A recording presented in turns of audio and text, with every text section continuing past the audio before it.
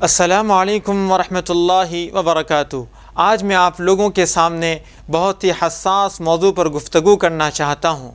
میرے دینی اور ایمانی بھائیوں، ظلم کی بہت ساری قسمیں ہیں۔ ظلم کی سب سے مشہور قسم یہ ہے کہ کسی شخص کا ناحق کسی کے مال و جائیداد پر قبضہ کر لینا، کیونکہ اس میں مال یا زمین پر اصل مالک کا حق چھین کر اس پر قبضہ کر لیا جاتا ہے۔ حدیث قدسی میں اللہ سبحانہ و تعالی نے ارشاد فرمایا ہے، یا عبادی انی حرمت الظلم علی نفسی وجعلتہ بینکم محرما فلا تظالموا۔ اے لوگو، میں نے اپنے اوپر ظلم کو حرام قرار دیا ہے، یعنی میں ظلم سے پاک ہوں، اور چونکہ ظلم میرے حق میں بھی ایسا ہے جیسا کہ تمہارے حق میں ہے، اس لیے میں نے تمہارے درمیان بھی ظلم کو حرام قرار دیا ہے، پس تم آپس میں ایک دوسرے پر ظلم نہ کرو۔ آج میں آپ لوگوں کے سامنے مختصراً دو ظلم کا تذکرہ کروں گا۔ نمبر 1، حاکم کا اپنے محکوم پر ظلم کرنا۔ نمبر 2، گھر کے بڑوں کا اپنے چھوٹوں پر یا ماتحتوں پر ظلم کرنا۔ آج کل ہم اپنے ملک میں دیکھ رہے ہیں کہ ہر طرف ظلم و ستم کا دورہ ہے، فرقہ وارانہ اختلافات پیدا کیے جا رہے ہیں، ہندوستانیوں کے گھروں کو توڑا جا رہا ہے، دکانیں جلائی جا رہی ہیں، مساجد پر بھگوا لہرایا جا رہا ہے۔ دوسری طرف ہندوستانی عوام مہنگائی کی مار جھیل رہی ہے۔ مہنگائی کو ایک ایسے طوفان میں بدل دیا ہے جس نے سب کچھ تہس نہس کر کے رکھ دیا ہے۔ یہی حکومت اقتدار میں آنے سے پہلے مہنگائی کم کرنے، پیٹرول اور گیس کے داموں میں کمی کا وعدہ کیا کرتی تھی، آج یہ بالکل فیل ہو چکی ہے۔ حکومت کا دوغلا پن کھل کر سامنے آ چکا ہے، لیکن تمام سیاسی پارٹیوں کو سانپ سونگھ گیا ہے۔ ایسے حالات میں ہماری ذمہ داری کیا ہے؟ نبی صلی اللہ علیہ وسلم نے ارشاد فرمایا، ان الناس اذا رأوا الظالم فلا يأخذوا على يديه اوشك ان يعمهم الله بعقاب منه۔ نبی صلی اللہ علیہ وسلم نے ارشاد فرمایا، جب لوگ ظالموں کو دیکھ کر انہیں ظلم سے نہ روکے تو قریب ہے کہ اللہ سبحانہ و تعالی ان پر اپنا عام عذاب مسلط کر دے۔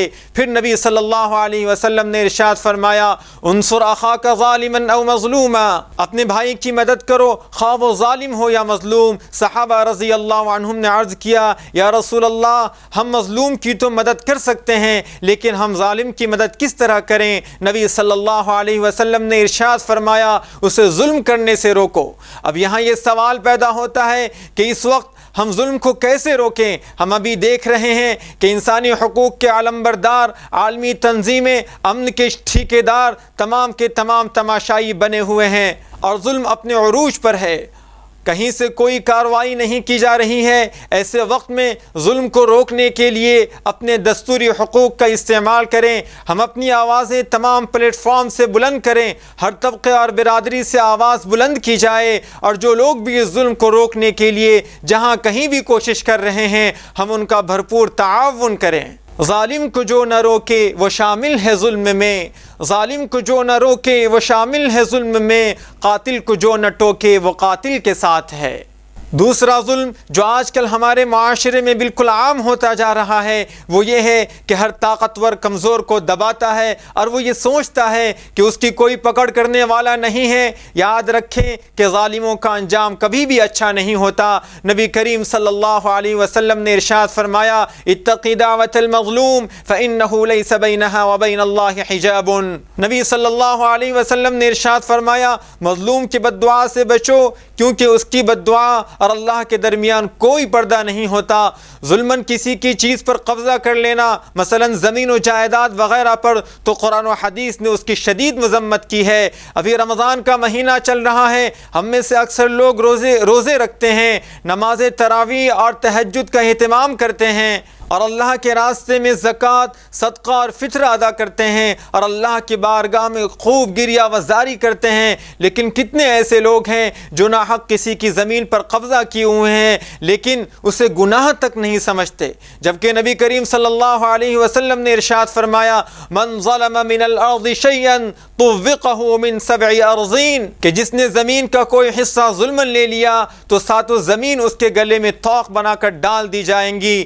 ایک صحابی صاحب سے میری ملاقات ہوئی، وہ بہت ہی پریشان تھے، ان کی آنکھیں نم تھیں، وہ کہہ رہے تھے کہ ہمارے چچا جان زمین کی غلط تقسیم کر کے اس دنیا سے رخصت ہو گئے، اللہ ان کی مغفرت فرمائے، لیکن آج ان کی اولاد اسی تقسیم پر قائم ہے، اور ظلم کی انتہا تو یہ ہے کہ جس گھر میں ہم رہتے ہیں اس کے سامنے ایک چھوٹی سی زمین ہے، اس پر بھی وہ اپنا حق جما رہے ہیں، جبکہ شرعی اعتبار سے اس زمین پر ان کا کوئی حق نہیں بنتا، کیونکہ وہ ہمارے سگے چچا تھے ہی نہیں۔ ہم نے بارہا ایسا ہوتے ہوئے دیکھا ہے کہ لوگ اپنے آباء و اجداد کے غلطیوں کو سمجھنے اور جاننے کے باوجود اس پر مصر اور بضد رہتے ہیں اور اس کی تلافی نہیں کرتے، جبکہ بخاری شریف کی حدیث ہے کہ جس نے تھوڑی زمین بھی ناحق لے لی وہ قیامت کے دن 7 تہوں تک اس میں دھسا دیا جائے گا۔